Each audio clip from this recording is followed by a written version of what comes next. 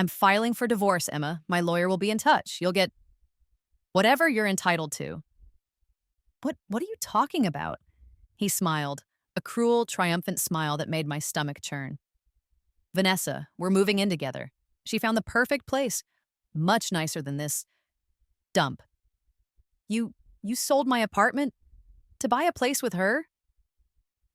The words were a strangled gasp ripped from my throat. He shrugged again. She deserves it. She's an investment. You, Emma, you are just a stepping stone. The apartment, my grandmother's apartment, my apartment, was filled with the warm glow of candlelight. Every corner held a memory.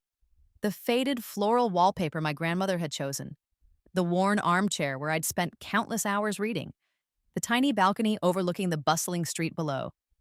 It wasn't just a home.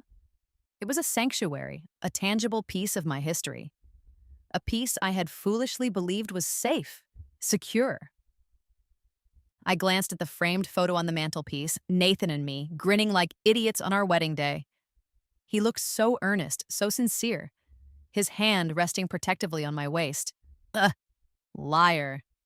The word echoed in my mind, a bitter taste on my tongue, even before the real betrayal hit. I'd spent the entire afternoon preparing this meal, this moment. The promotion at work, the finalized loan for Nathan's struggling business, everything was finally falling into place. We were finally going to start living the life we'd planned. The life I'd planned.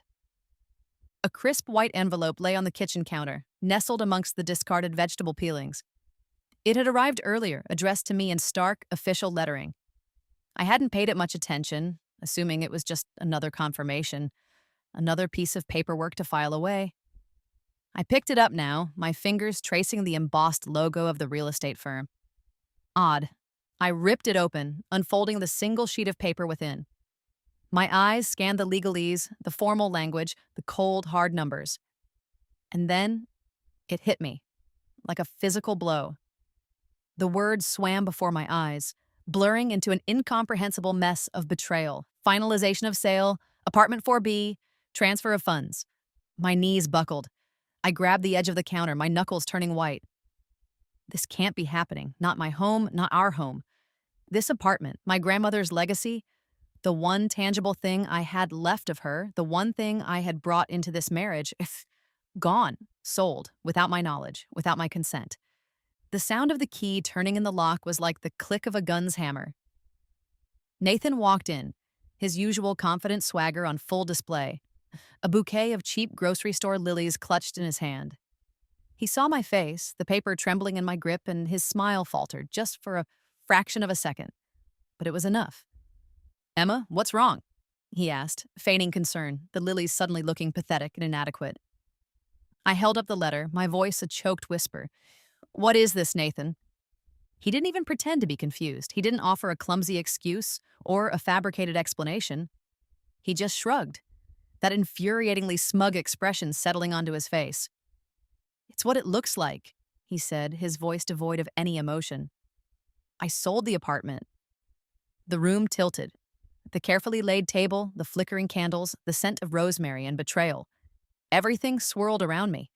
I felt like I was suffocating, drowning in a sea of disbelief. "You sold it?"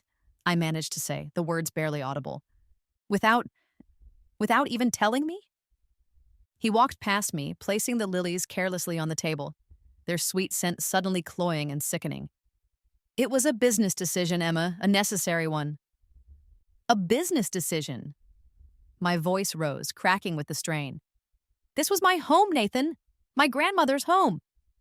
He turned to face me, his eyes cold, devoid of the warmth I thought I had seen there for years. "Fool. You were such a fool." "It was an asset, Emma. A depreciating asset. And I needed capital, for the business, for us." He said the last word with a sneer, as if the concept of us was a joke. "But you didn't even ask me," I whispered, the fight draining out of me, replaced by a hollow ache. He let out a short, humorless laugh. "Ask you? Emma, come on. You wouldn't have understood. You were always so sentimental about this place." He waved his hand dismissively, encompassing the apartment, my memories, my life, and then he delivered the final blow. Besides, he said, his voice dropping to a confidential murmur, as if he were sharing a delicious secret, I needed the money for something else. Someone else. My blood ran cold. What? What are you talking about? He smiled, a cruel, triumphant smile that made my stomach churn. Vanessa, we're moving in together. She found the perfect place, much nicer than this dump. Vanessa. The name hit me like a physical blow. The blonde, the ambitious, the other woman. The one I had foolishly dismissed as a harmless flirtation, a figment of Nathan's inflated ego. You sold my apartment to buy a place with her? The words were a strangled gasp ripped from my throat. He shrugged again, the epitome of callous indifference. She deserves it. She's an investment. You, Emma, you were just a stepping stone. Stepping stone? The words echoed in my mind, mocking me, crushing me. I built the damn staircase. I had poured my heart, my soul, my inheritance into this relationship, into his business, into him. I had sacrificed everything for him, and he had repaid me with this. With her. He walked towards the door, pausing to look back at me, his expression a mixture of pity and contempt. I'm filing for divorce, Emma. My lawyer will be in touch. You'll get whatever you're entitled to. Which I knew would be nothing. He'd made sure of that. And then he was gone, leaving me standing there, alone, in the empty shell of what was once my home, the celebratory dinner growing cold on the table, a cruel testament to my shattered dreams and his utter betrayal. The scent of rosemary and garlic, once so comforting, now choked me, mingling with the bitter taste of ashes in my mouth. The divorce proceedings were a blur of legal jargon, hostile stares, and the chilling realization that the man I had loved, the man I had built a life with, was a complete stranger. A ruthless, calculating stranger. Nathan's lawyer, a shark named Mr. Caldwell, no relation, a fact he'd sneeringly pointed out, was a master of manipulation, twisting facts, omitting truths, and painting me as a naive, financially irresponsible housewife who was lucky to get anything at all. He enjoys this, I realized, watching Nathan across the sterile conference room. He enjoys watching me fall. His face was impassive, but there was a glint of satisfaction in his eyes, a subtle smirk playing on his lips. He reveled in my humiliation, in the systematic dismantling of my life. The legal documents, meticulously crafted, ensured that I received nothing. The business I had helped build, the savings I had contributed, the future I had believed in, all vanished, absorbed into Nathan's carefully constructed web of deceit. He had planned this, meticulously, ruthlessly, leaving me with nothing but the clothes on my back and the bitter taste of betrayal. The day I was forced to leave the apartment, my grandmother's apartment, was the coldest day of my life. Not the weather, although the October wind whipped around me with a biting chill. It was the coldness in my heart, the emptiness that threatened to swallow me whole. I packed a single suitcase, filled with the few possessions I could salvage, some clothes, a handful of photographs, and the worn copy of my grandmother's favorite poetry book. The movers, hired by Nathan, were efficient and impersonal, stripping the apartment bare with practiced ease. Each piece of furniture removed, each memory boxed up, was another stab at my heart. I watched them, numb, detached, as if witnessing the dismantling of someone else's life. As I stepped out of the apartment for the last time, I looked back at the empty space, the bare walls, the ghostly outlines where furniture had once stood. I'm nothing. He's taken everything. My home, my security, my dignity, all gone. I had nowhere to go, no family left, and the few friends I thought I had, people I had considered close, suddenly became distant, unavailable. Their excuses were flimsy, their apologies insincere. It became clear, painfully clear, that Nathan had poisoned the well, spreading lies and rumors, ensuring my isolation. He had taken everything and made me a pariah, another win for the bastard. The storm raged outside, mirroring the tempest within me. Rain lashed against the pavement, the wind howling like a banshee, tearing at my clothes, plastering my hair to my face. I stood on the corner, oblivious to the downpour, lost in the wreckage of my life. Cars whizzed past, their headlights cutting through the gloom, their horns blaring impatiently, but I barely noticed. I was numb. Numb to the cold, numb to the rain, numb to everything but the hollow ache in my chest. It's over. The thought echoed in my mind, a relentless drumbeat of despair. I'm finished. There was nowhere to go, nothing to do. Nathan had won. He had taken everything, leaving me with nothing but the bitter taste of defeat. The life I had built, the future I had envisioned, all reduced to ashes. I stepped off the curb, not really seeing, not really caring. The world had shrunk to the size of my pain, a suffocating blanket of misery. A sudden, piercing shriek cut through the storm's roar. Tires screeching, metal grinding against metal, a horn blaring, a desperate warning. I looked up, my eyes widening in a moment of belated terror. A pair of blinding headlights, huge and menacing, bore down on me, filling my vision. The world seemed to slow, to stretch, the sound of the approaching vehicle growing louder, more insistent. This is it. A strange sense of calm washed over me, replacing the fear. It was over, finally over. Then, impact. A searing pain, a crushing force that lifted me off my feet and threw me through the air like a rag doll. I felt a sickening crunch, a sharp, agonizing snap, and then nothing. Darkness. Cold, enveloping darkness. Silence, a blessed relief from the storm's fury and the torment in my mind. If only. The thought flickered, a faint ember in the encroaching void. If only I could do it all again. The regret was immediate, sharp, a final stab of pain. Regret for trusting him, for loving him, for giving him everything. Regret for not seeing the truth, for not fighting back sooner. And then, the hatred. A burning, consuming hatred for Nathan, for Vanessa, for everyone who had contributed to my downfall. I'd destroy him. The thought was a final, defiant roar against the encroaching darkness. I'd make him pay. I'd make them all pay.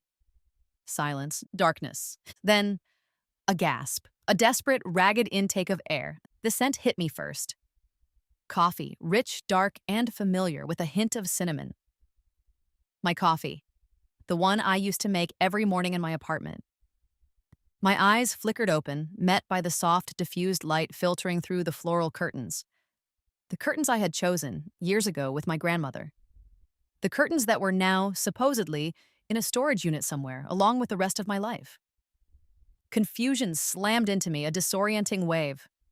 I was lying in my bed, the worn patchwork quilt pulled up to my chin, the familiar creak of the old floorboards beneath me. This wasn't possible. This apartment was gone. Sold. Stripped bare. I sat up, my head swimming, my heart pounding a frantic rhythm against my ribs. The room was exactly as I remembered it, the overflowing bookshelf, the slightly crooked painting above the fireplace, the worn armchair in the corner, everything in its place, everything perfect. A dream? The thought was fleeting, desperate. A nightmare? But the scent of coffee was too real. The weight of the quilt too tangible. The ache in my muscles too present. I stumbled out of bed, my legs shaky, my bare feet padding softly on the wooden floor. I reached for the mirror above the dresser, my hand trembling, and then I saw her, me. But not the hollow-eyed, broken woman I had become. This was me, 3 years younger. The lines of stress and sadness that had etched themselves onto my face were gone, replaced by a youthful softness, a hopeful gleam in my eyes. My hair was longer, shinier, the color richer. The haunted look, the one that had become my constant companion, was absent. I touched my face, my fingers tracing the smooth curve of my cheek, the unfurrowed line of my brow. 3 years. I'm back. The words echoed in my mind, a silent scream of disbelief and dawning realization. It wasn't a dream. It wasn't a hallucination. It was real. Somehow, impossibly, I had been given a second chance. A chance to rewrite my future, to undo the mistakes, to avoid the catastrophe that had been Nathan Sinclair. I walked back to the bed, my steps firm, my gaze unwavering. I looked down at the rumpled sheets, the indent where Nathan would have been sleeping. The ghost of his presence. A phantom limb of a life I would never live again. And this time I win. The thought was a silent vow, a promise to myself. This time he loses everything. The next few weeks were a masterclass in deception. I played the part of the loving, supportive wife with an Oscar-worthy performance. I cooked his favorite meals, listened patiently to his endless monologues about his brilliant business ventures, and pretended to be thrilled about our future together. He has no idea. The thought was a constant refrain, a source of dark amusement in the charade I was enacting. He thinks he's in control. The apartment. It was the centerpiece of his betrayal, the symbol of everything he had stolen from me. And it would be the centerpiece of my revenge. I pretended to be excited about our future plans, the ones that involved moving to a bigger, better home. I even suggested we start looking at properties, subtly steering him away from the idea of selling the apartment immediately. We need to find the perfect place, Nathan. I'd purr, batting my eyelashes and playing the role of the doting, slightly ditzy wife. We don't want to rush into anything. He lapped it up, of course. He believed he had me completely under his thumb, that I was still the same naive, trusting woman he had married. He had no idea that the woman he saw, the woman he thought he knew, was a ghost. A phantom of the past, replaced by someone colder, harder, and infinitely more dangerous. While he was busy building his house of cards, I was busy building my arsenal. I started documenting everything. Every conversation, every transaction, every suspicious phone call. I took photos of his business documents, copied files from his computer, and meticulously recorded his interactions with Vanessa. The furtive glances, the whispered phone calls, the business lunches that lasted far too long. My first step was to secure my financial independence. I opened a new bank account, in my name only, and started transferring small amounts of money from our joint account. I knew exactly which investments would pay off, which stocks would soar, which properties would skyrocket in value. I used this knowledge, this gift of foresight, to my advantage, slowly but surely building my own financial foundation. I also started researching potential allies. I needed someone powerful, someone ruthless, someone who wouldn't be swayed by Nathan's charm or intimidated by his connections. Someone who could help me dismantle his empire brick by brick. I spent hours online, poring over financial news, researching real estate moguls, and studying the power players in the city. I was looking for a weapon, and I was determined to find the sharpest one available. And my first priority was to solidify my financial independence. I couldn't rely on shared assets, on anything that Nathan could control or manipulate. I needed my own resources, my own power base. I started small, making smart investments based on my knowledge of future market trends. I bought shares in companies I knew would explode in value, shorted stocks I knew would plummet, and invested in emerging technologies that were still under the radar. It was like having a cheat sheet for the stock market, a guaranteed path to wealth. The money started to flow in, slowly at first, then in a steady stream. Each successful transaction, each upward tick of my portfolio, was a small victory, a reinforcement of my plan. I was building my fortress brick by brick, while Nathan remained blissfully unaware. But it wasn't just about accumulating wealth. It was about undermining his. I started to subtly sabotage his business deals, using my insider knowledge to my advantage. I'd leak information to competitors, plant doubts in the minds of investors, and create delays in crucial projects. He'd come home complaining about bad luck, about unforeseen circumstances, about market volatility. I'd offer him a sympathetic ear, a comforting touch, a glass of his favorite whiskey. And all the while, I'd be smiling inside, relishing his growing frustration and confusion. Almost there, I thought. A news report flickered on the television, detailing the unexpected collapse of a major real estate deal, a deal that Nathan had been heavily involved in. He had been counting on it, boasting about it for weeks. I saw the report, a flicker of cruel satisfaction in my eyes. My research had led me to him, Matthew Carter, a name whispered with a mixture of fear and respect in the financial circles of the city. He was a real estate mogul, a self-made billionaire known for his aggressive tactics, his ruthless efficiency, and his impeccable timing. He was a shark, a predator, and I needed him on my side. Arranging a meeting wasn't easy. Carter was notoriously reclusive, carefully guarding his time and his privacy. But I had an advantage. I knew things he didn't. I knew about Nathan's impending downfall, about the vulnerabilities in his empire, about the opportunities that were about to open up. I leveraged this knowledge, crafting a carefully worded email, hinting at a mutually beneficial partnership, a chance to capitalize on a unique situation. I sent it, holding my breath, knowing that my entire plan hinged on his response. He replied within an hour, a single sentence, "Meet me tomorrow, 10 a.m., my office." I arrived at Carter's office building, a towering glass and steel structure that dominated the skyline, a testament to his power and influence. I was ushered into a sleek, minimalist office with panoramic views of the city. The space screamed wealth, control, and an utter lack of sentimentality. Matthew Carter was already there, standing by the window, his back to me. He was taller than I expected, with a broad, imposing frame. He turned as I entered, his eyes, a piercing shade of gray, assessing me with a cold, calculating gaze. "Ms. Caldwell," he said, his voice deep and resonant, "you have my attention. For now."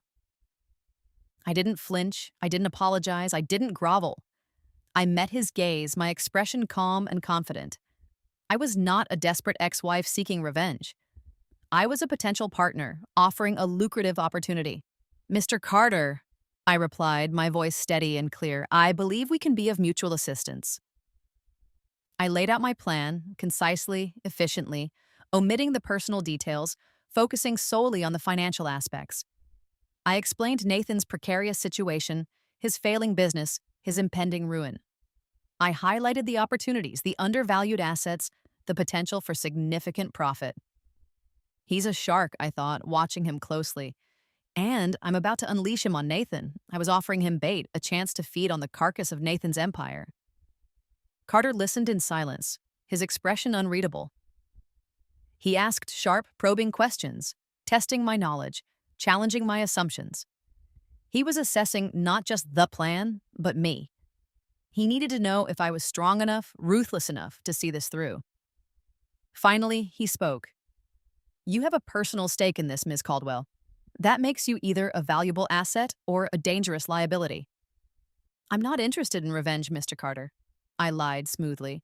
"I'm interested in justice and profit. I believe we can achieve both." He studied me for a long moment, his gaze intense, unnerving.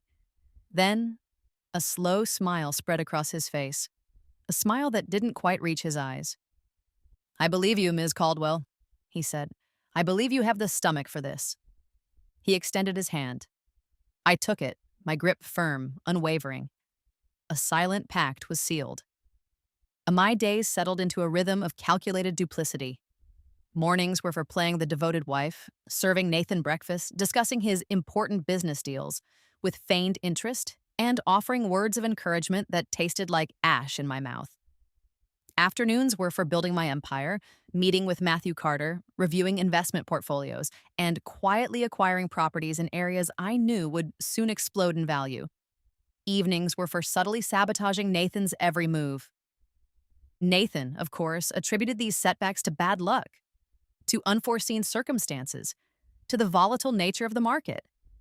He'd rant and rave, blaming everyone but himself, his arrogance blinding him to the truth. He was too busy looking for external threats to notice the enemy within. "Damn it!" he'd explode, slamming his fist on the table, making me jump. A performance, of course.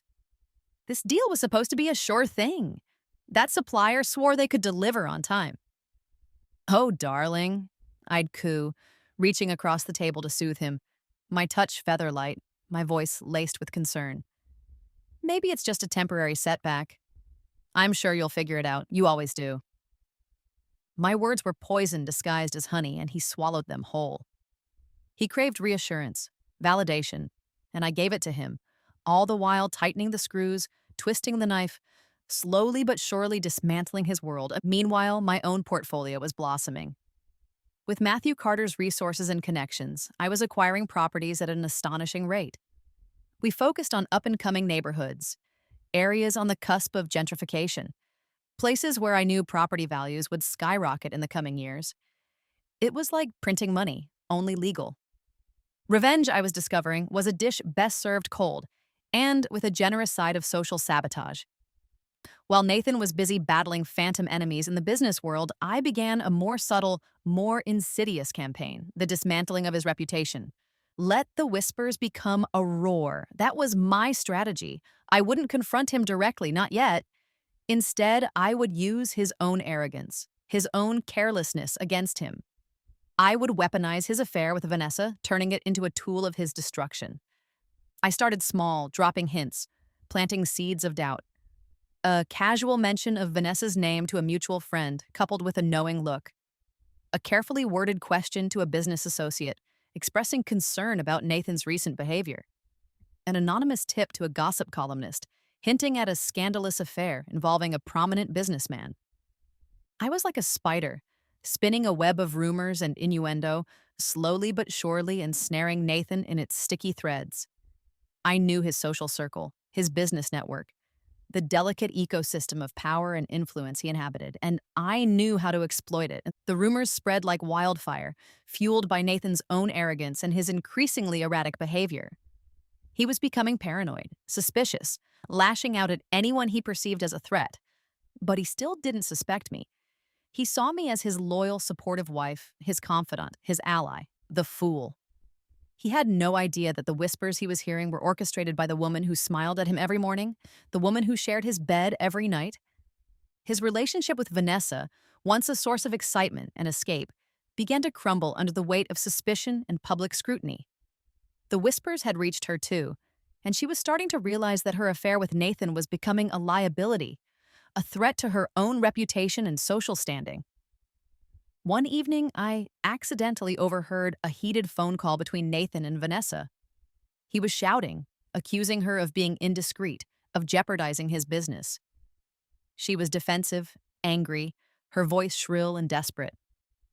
Later that night, as I lay in bed beside him, pretending to be asleep, I felt him reach for his phone. He hesitated, his hand hovering over the screen, then pulled back. He tossed and turned for hours, his sleep troubled, his mind clearly racing. The next morning, he was unusually quiet, his eyes shadowed with worry. He avoided my gaze, his usual arrogance replaced by a flicker of uncertainty. "Everything all right, Nathan?" I asked, my voice laced with feigned concern. He forced a smile, a brittle, unconvincing facade. "Just fine, Emma. Just a bit stressed. Business, you know." "Of course," I replied smoothly. "Is it anything to do with Vanessa?" He flinched just slightly, but enough for me to notice. "Vanessa? What makes you say that?" "Oh, I don't know," I said, shrugging innocently. "I just heard some rumors, people talking. You know how it is."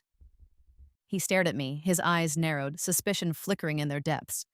But he couldn't accuse me of anything. I'd been too careful, too subtle. "Rumors," he muttered, his voice tight with anger. "People love to gossip." "They do," I agreed softly, "especially when there's truth to the gossip." He turned away, his jaw clenched, his fists balled at his sides. He didn't say anything, but I knew I had planted a seed of doubt, a seed that would grow and fester, poisoning his relationship with Vanessa from the inside out. That evening, I found him staring at a picture of Vanessa. He quickly shoved it in a drawer when he saw my reflection on the mirror.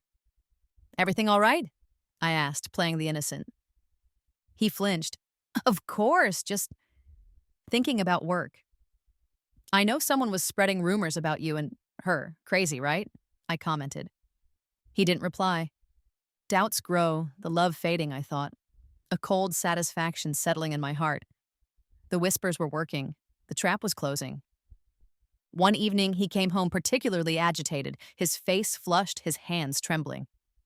"Those bastards at Sterling & Co. pulled out of the deal," he spat, his voice thick with anger. "They said they couldn't risk their reputation by associating with me." "Oh, Nathan," I said, my voice dripping with feigned sympathy. "That's awful, but why? What did they mean?" He hesitated, his eyes darting around the room, as if searching for eavesdroppers. "Rumors," he muttered. "Lies. They're saying I'm having an affair, that I'm mismanaging funds, that I'm unstable." I widened my eyes, feigning shock and outrage. "But that's ridiculous. Who would spread such lies?" He looked at me, his gaze searching, desperate. He needed reassurance, validation, and I gave it to him, knowing it was a lie. "I know, darling," I said softly, stroking his arm. "It's just, people love to gossip. They're jealous of your success. They want to see you fail." He nodded, clinging to my words like a drowning man to a life raft. He wanted to believe me. He needed to believe me. Because the alternative, that his own wife was orchestrating his downfall, was too terrifying to contemplate. But the seeds of doubt had been planted not just in his business associates, but in him. He was starting to question everything, to suspect everyone. His paranoia was growing, consuming him, blinding him to the real threat. Meanwhile, I continued my work behind the scenes. I anonymously sent evidence of Nathan's affair and his financial mismanagement to his key business partners: bank statements, emails, photographs. I made sure the evidence was irrefutable, damning, leaving no room for doubt. The walls are closing in, I thought, with a grim satisfaction. A few days later, I received a call from Matthew Carter. "It's done," he said, his voice devoid of emotion. "Your husband's major investor just pulled out. He's finished." I closed my eyes, a wave of cold triumph washing over me. It was working. My plan was unfolding perfectly. Nathan was losing everything just as I had. "Thank you, Matthew," I said, my voice steady and calm. "Don't thank me yet, Ms. Caldwell," he replied. "This is just the beginning." Nathan was a cornered animal, lashing out in all directions, desperate to save his crumbling empire. He was working around the clock, making frantic phone calls, meeting with increasingly skeptical investors, trying to stem the tide of disaster that was engulfing him, but it was no use. The damage was done. His reputation was in tatters, his business was collapsing, and his relationship with Vanessa was on the brink of implosion. I watched his struggles with cold detachment, feeling no sympathy for the man who had destroyed my life. "Suffer, Nathan," I thought as he paced the living room, his face etched with worry, his voice hoarse from shouting into the phone. "Suffer like I did." He was a shadow of his former self, the confident, arrogant businessman, replaced by a desperate, hollow-eyed man on the verge of a breakdown. He had lost weight, his clothes hanging loosely on his frame. He was drinking heavily, relying on alcohol to numb the pain and the fear. I, on the other hand, was thriving. My investments were flourishing, my network of contacts was expanding, and my plan was unfolding with clockwork precision. I was the architect of his destruction, and I was reveling in my power. One evening, as I was preparing dinner, a simple meal, a stark contrast to the lavish feasts we used to share, Nathan stormed into the kitchen, his face contorted with rage. He looked at me, his eyes filled with a mixture of anger and despair. "You knew, didn't you?" he accused. "You knew all along." I met his gaze, my expression unwavering. "Knew what, Nathan?" I asked softly. "About Vanessa, about everything." "I knew you were unhappy," I replied truthfully. "I knew you were making mistakes, but I didn't know the extent of it. I trusted you." The lie tasted like ashes in my mouth, but I delivered it with the conviction of a seasoned actress. He searched my face, looking for any sign of deception, any hint of the truth. But he found nothing. I had become a master of disguise, hiding my true feelings behind a mask of wifely concern. He slumped into a chair, his shoulders slumping, his spirit broken. "I've lost everything, Emma," he whispered, "everything." And in that moment, I knew it was time. Time to deliver the final blow, time to claim my revenge. "There might be one way to save things," I said, my voice carefully neutral. He looked up at me, a flicker of hope in his eyes. "What? What is it?" "The apartment," I said, letting the word hang in the air, heavy with unspoken meaning. "We could sell it. It's worth a lot of money. Enough to pay off some of your debts. Enough to get you back on your feet." He stared at me, his mind clearly racing, weighing his options. He hated the idea of selling the apartment, I knew. It was a symbol of his failure, a public admission of defeat. But he was desperate. He had no other choice. "The apartment," he repeated slowly. Yes, that could work. It's a good idea, Emma. You're right." He wants it to be my idea, to take the responsibility. He reached for my hand, his fingers closing around mine. "Thank you, Emma," he said, his voice choked with emotion. "You're saving me. You're the only one I can count on." I smiled at him, a cold, empty smile. "You have no idea, Nathan," I thought. "You have absolutely no idea. You think you're saving yourself, but you just dug your own grave." Nathan, buoyed by a false sense of hope, threw himself into the task of selling the apartment. He believed he had regained control, that he was finally taking decisive action to save himself from ruin. He had no idea he was walking straight into a carefully laid trap. "We need to move quickly," he said, pacing the living room, his energy renewed, a manic glint in his eyes. "The market is volatile. We need to find a buyer, get the best possible price, and close the deal before things get any worse." I played along, feigning reluctance, subtly reinforcing his sense of urgency. "Are you sure about this, Nathan?" I asked, my voice laced with fake concern. "This apartment, it means so much to me, to us." He waved his hand dismissively. "Sentimentality won't pay the bills, Emma. This is business. We need to be practical." But where will we live?" I pressed, playing the role of the worried, slightly helpless wife. "We'll find somewhere else," he said impatiently. "Something bigger, better. Once I'm back on my feet, we'll have it all back, Emma. Trust me." "Trust you?" The words echoed in my mind, a bitter reminder of my past naivety. I had trusted him once, and he had destroyed me. I would never make that mistake again. I allowed him to take the lead, to contact real estate agents, to arrange viewings, to negotiate with potential buyers. I watched him, a silent observer, as he went through the motions, believing he was in charge, believing he was saving himself. "We've had a few offers," he announced one evening, his voice filled with a forced optimism.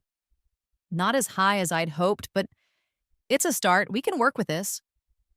"That's wonderful, darling," I replied, smiling sweetly. "I'm so proud of you." He beamed at me, basking in my false praise. He craved validation. He needed to feel like he was still the powerful, successful man he once was. And I gave it to him, feeding his ego, fueling his delusion. He spent hours on the phone, haggling with buyers, arguing with lawyers, desperately trying to squeeze every last penny out of the sale. He was like a man possessed, driven by a frantic need to regain control of his life. "I think we have a deal," he said triumphantly one evening, bursting into the living room, a contract clutched in his hand. "A solid offer. We just need to sign the—" The day of the sale arrived, crisp and clear, the sun shining with a mocking brightness. Nathan was a bundle of nervous energy, pacing the floor of the lawyer's office, adjusting his tie, smoothing down his already thinning hair. He was confident, smug, believing he had outsmarted me once again. He thought he was securing his future, salvaging his business, proving his superiority. The fool! I arrived precisely on time, dressed in a sharp, tailored suit that screamed power and control. My hair was pulled back, my makeup understated but flawless. I projected an image of calm, composed, almost serene confidence. Inside, a cold fire burned, the culmination of 3 years of planning, of plotting, of waiting for this very moment. Nathan greeted me with a strained smile, his eyes flickering with a mixture of anxiety and condescension. "Emma," he said, his voice a little too loud, a little too forced. "You made it. Good." "Of course, Nathan," I replied, my voice smooth and even. "I wouldn't miss this for the world." The lawyer, a bland, middle-aged man named Mr. Henderson, gestured for us to sit. The contract lay on the table, a thick stack of paper filled with legalese, the final instrument of Nathan's self-destruction. "Shall we proceed?" Mr. Henderson asked, his voice monotone, his expression professionally neutral. Nathan nodded eagerly, reaching for the pen. "Yes, let's get this done." He signed the documents with a flourish, his hand barely trembling. He believed he was signing his salvation. He was actually signing his own ruin. "And now, Miss Caldwell," Mr. Henderson said, turning to me. I smiled, a slow, deliberate smile that didn't reach my eyes. "Actually, Mr. Henderson," I said, my voice calm and clear, "there's been a slight change of plans."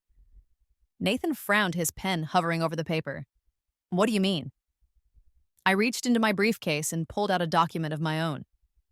"You see, Nathan," I said, placing the document on the table. "I sold the apartment, but not to your buyer." His eyes widened, his face paling. He looked from the document to me, then back again, his mind struggling to comprehend what was happening. What is this?" he stammered. "This," I said, my voice hardening, the cold fire in my eyes burning brighter, "is a deed of sale, transferring ownership of apartment 4B to Caldwell Holdings, LLC. He stared at the document, his mouth agape. Caldwell Holdings. That's your company? Indeed, I confirmed. A company I own, wholly and independently. A company you know nothing about. The blood drained from his face, leaving him looking ashen, his carefully constructed facade crumbling before my eyes. He looked like a man who had just walked off a cliff, realizing too late that there was nothing but air beneath his feet. You, you sold it? He whispered, his voice hoarse with disbelief. But how? Let's just say I had a prior engagement, I said, my voice dripping with sarcasm. A better offer, from myself. The truth dawned on him then, the full extent of his folly, the magnitude of my betrayal. He was speechless, then enraged. He lunged across the table, his hands reaching for me, his face contorted with fury. You bitch! He roared. You set me up. You planned this all along. I didn't flinch. I didn't even blink. I simply watched him, my expression cold, my gaze unwavering. Guilty as charged, I said, my voice calm and steady amidst his storm. Checkmate, Nathan. Security, prearranged by Matthew, restrained him. The lawyer, flustered, stood up, papers in disarray. Nathan, a mess of fury and tears, only managed one more sentence, filled with spite. I'll ruin you for this. I only smiled, cold as ice. I doubt that, Nathan. In fact, I'm about to ruin you. And unlike your pathetic attempts, I never miss. With Nathan's primary asset gone, his financial situation became truly dire. He was drowning in debt, his business was collapsing, and his reputation was in ruins. He was a pariah, a laughingstock, a cautionary tale, and that's when I made my move. I might be willing to help you out, Nathan, I said, my voice dripping with feigned generosity. We were in my lawyer's office, a stark contrast to the bland neutrality of Mr. Henderson's. This was a space of power, of control, a space where I made the rules.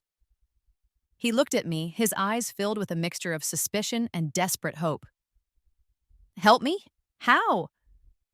I'm prepared to offer you a lifeline, I said, choosing my words carefully. I'll buy the mansion. His face, already pale, turned even whiter. The mansion, his trophy home, the symbol of his former success, the place he had shared with Vanessa. It was the last vestige of his shattered empire. Buy the mansion? He repeated, his voice barely a whisper. Yes, I said smoothly, at a fair market price, of course, considering the circumstances. The circumstances, of course, were the catastrophic state of his finances, the fact that he was facing foreclosure, the fact that no one else would touch his property with a 10-foot pole. He knew it, I knew it, and he knew that I knew it. He tried to resist, clinging to the last shreds of his pride. I won't sell, he declared, his voice shaking. That's my home. It's the bank's home, Nathan, I corrected gently, and they're about to take it. I'm offering you a way out, a chance to salvage something from this mess. He's drowning, and I'm holding the life raft, just out of reach. I watched him struggle, his pride battling with his desperation. It was a pathetic sight, and I savored every moment of it. Matthew Carter, who had been silently observing the proceedings, finally spoke. Mr. Sinclair, he said, his voice cold and devoid of emotion. Ms. Caldwell's offer is more than generous. It's frankly absurd. You have no other options. Take it or lose everything. He laid out the terms, the brutally low price, the conditions of the sale. He was ruthless, efficient, leaving no room for negotiation. He enjoyed watching Nathan squirm, the subtle twist of the knife, the slow, agonizing extraction of his dignity. Nathan looked from Carter to me, his eyes filled with defeat. He knew he was beaten. He had no leverage, no bargaining power, no way out. Finally, with a trembling hand, he signed the papers. He sold me his mansion, his last remaining asset, for a fraction of its worth. He signed away his pride, his future, his life. There, he said, his voice barely a whisper, the fight completely gone out of him. Are you happy now? I smiled, a cold, triumphant smile. Not yet, Nathan, I said, but I'm getting there. I chose their anniversary for the eviction. A deliberate act of cruelty, a twist of the knife, a reminder of everything he had lost. An eye for an eye, a home for a home. He had taken my past, my security, my sanctuary. Now I was taking his. I arrived at the mansion with a team of lawyers, movers, and security guards. It was a show of force, a demonstration of my power, a clear message that I was in control. I was dressed in a stunning red dress, a symbol of my victory, my defiance, my rebirth. The look on Nathan's face when he opened the door was priceless. Shock, disbelief, horror, all played across his features in a rapid, chaotic sequence. Vanessa, standing behind him, her perfectly made-up face contorted with rage, looked like a cornered animal. "Emma, what is the meaning of this?" Nathan stammered, his voice weak, his eyes darting nervously between me and my entourage. "I believe you received the notice, Nathan," I said, my voice calm and controlled. "You are being evicted from my property." "Your property?" Vanessa shrieked, her voice shrill and hysterical. "This is our home. You can't do this." "I can and I am," I replied, my gaze unwavering. "You have 1 hour to vacate the premises." They tried to resist, of course. Nathan blustered, threatened, pleaded. Vanessa screamed, cried, and threw a priceless vase at the wall, which, I noted with satisfaction, shattered into a million pieces. But it was all futile. They were powerless against my legal team, my security force, and my unwavering determination. The movers began to remove their belongings, piling them haphazardly on the manicured lawn. Furniture, clothes, artwork, the detritus of their opulent, shallow life, all exposed to the world, a testament to their downfall. I watched them, standing in the doorway of my mansion, my arms crossed, my expression cold and impassive. "This is what you did to me," I thought, remembering the day I had been forced to leave my apartment, my heart breaking with each memory I had to leave behind. Now you know how it feels. The humiliation was complete. Neighbors peeked from behind curtains, whispers spreading like wildfire. Nathan's carefully constructed facade of success and respectability had crumbled, revealing the pathetic, broken man beneath. Finally, after an hour of chaos and resistance, they were gone. Nathan, his face a mask of defeat, his shoulders slumped, his eyes filled with a mixture of rage and despair. Vanessa, her makeup smeared, her hair disheveled, clinging to a designer handbag as if it were a life raft. I stepped inside the mansion, the scent of their expensive perfume still lingering in the air. It was a beautiful house, filled with luxurious furnishings, opulent decorations, and all the trappings of wealth. But it felt empty, sterile, devoid of warmth or personality. It was a house, not a home. But it was mine. I stood in the grand foyer, looking around at the space that had once symbolized Nathan's triumph and my betrayal. Now, it symbolized my victory, my revenge, my rebirth. With the loss of the mansion, Nathan's world truly began to unravel. It was a domino effect, one catastrophe after another, each blow more devastating than the last. His business, already teetering on the brink of collapse, finally imploded. Investors, spooked by his financial instability and his tarnished reputation, pulled out en masse. Partners, sensing his impending doom, abandoned him, seeking to distance themselves from the sinking ship. Creditors, smelling blood in the water, came calling, demanding immediate repayment of their loans. Vanessa, the mistress for whom he had sacrificed everything, proved to be as shallow and opportunistic as I had always suspected. Seeing that Nathan was no longer wealthy or influential, she left him without a backward glance, her love evaporating as quickly as his fortune. The mistress turns. How predictable. She found herself another rich man in less than a month. Nathan was left alone, penniless, and utterly ruined. His carefully constructed empire had crumbled to dust, leaving him with nothing but the bitter taste of regret and the crushing weight of his failures. His reputation, once so carefully cultivated, was destroyed. He became a pariah, a cautionary tale, a laughingstock in the very circles he had once dominated. No one would do business with him. No one would associate with him. No one would even return his calls. I followed his downfall with a detached interest, reading the news reports, hearing the whispers, observing the unfolding catastrophe from a safe distance.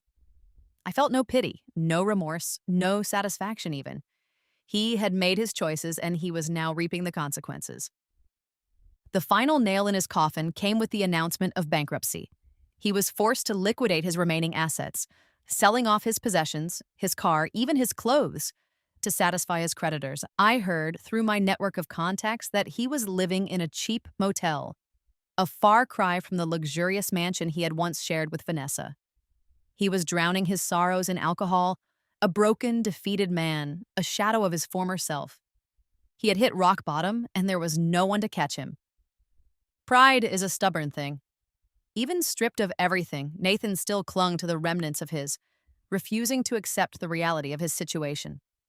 He attempted several desperate ventures, trying to recapture his former glory, to rebuild his shattered empire.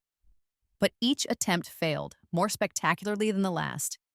He was chasing a ghost, a phantom of the past that no longer existed. I made sure to stay a step ahead. Every door he tried to push open would meet a dead end. I had meticulously, ruthlessly closed off all avenues of escape. His contacts were cut off, his credit was ruined, his reputation was beyond repair. He was trapped, isolated, a prisoner of his own making. Finally, driven by desperation and a dwindling supply of alcohol, he swallowed his pride and came to me. He found me at my mansion, and he looked terrible. Haggard, unshaven, his clothes wrinkled and stained. His eyes, once so bright and confident, were now dull and defeated. He had aged 10 years in the past few months. "Emma," he said, his voice hoarse and trembling, I need your help." I looked at him, my expression impassive. "Help? Why would I help you, Nathan?" I have nowhere else to go," he stammered. I'm broke. I'm homeless. I have nothing." He was begging. The man who had once been so proud, so arrogant, so dismissive of me was now groveling at my feet. It was a pathetic sight, and I felt a flicker of something. Not pity, not compassion, but perhaps a faint sense of disgust. "Please, Emma," he continued, his voice cracking. Just a place to stay for a few nights, until I can get back on my feet." I considered his request, letting the silence stretch, letting him squirm. I could have easily granted his wish. I had plenty of room in the mansion, more money than I could ever spend. But I wouldn't. He had taken everything from me, and I would give him nothing in return. "No, Nathan," I said, my voice cold and final. "I won't help you." His face crumpled, the last vestiges of hope draining away. He looked at me, his eyes filled with a mixture of despair and hatred. You enjoyed this, didn't you?" he whispered. "You enjoyed watching me fall." I didn't answer. I simply stared at him, my expression unreadable. The truth was, I hadn't enjoyed it as much as I thought I would. Revenge, I was discovering, was a hollow victory. It couldn't bring back what I had lost. It couldn't erase the pain, the betrayal, the humiliation. But it was necessary. It was justice. He didn't leave, not yet. He stood there on the steps of my mansion, a broken, defeated man clinging to the last shreds of his dignity. "Was it all for revenge, Emma?" he asked, his voice barely a whisper, the fight completely gone out of him. "Was this whole elaborate scheme just to get back at me?" I considered his question, turning it over in my mind. Was it revenge? Partly, yes. But it was more than that. It was about reclaiming my power, my independence, my life. "No, Nathan," I said, my voice calm and steady. "It wasn't just for revenge, it was for justice." He looked at me confused, his eyes searching mine. "Justice? What justice? I took your apartment, I took your money, I hurt you, but you destroyed everything." "You destroyed everything first, Nathan," I corrected, my voice hardening. "You destroyed my trust, my love, my future. You took everything I had and you left me with nothing. You thought I was weak, that I was nothing. You were wrong." I stepped closer to him, my gaze unwavering. "This wasn't about hurting you, Nathan," I said, my voice low and intense. "It was about making things right. It was about taking back what was rightfully mine. It was about showing you that I am not a victim. I am a survivor." I then proceeded to reveal, step by step, the intricate web I had woven, the careful planning, the calculated moves, the ruthless execution. I told him about Matthew Carter, about the sabotaged business deals, about the leaked information. about the carefully orchestrated rumors. I laid it all bare, exposing the mechanics of his downfall, the architecture of his ruin. He listened in stunned silence, his face paling with each revelation. He had thought he was battling bad luck, unforeseen circumstances, a conspiracy of enemies. He had never suspected that the architect of his destruction was the woman he had dismissed as a naive, insignificant housewife. You, you did all of that? He whispered, his voice filled with disbelief.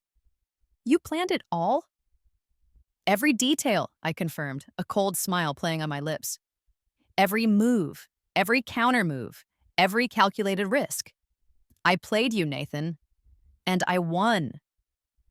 He stared at me, his eyes filled with a mixture of awe and horror. He finally saw me, not the woman he thought he knew, but the woman I had become. A woman forged in the fires of betrayal. A woman who had risen from the ashes of her former life, stronger, colder,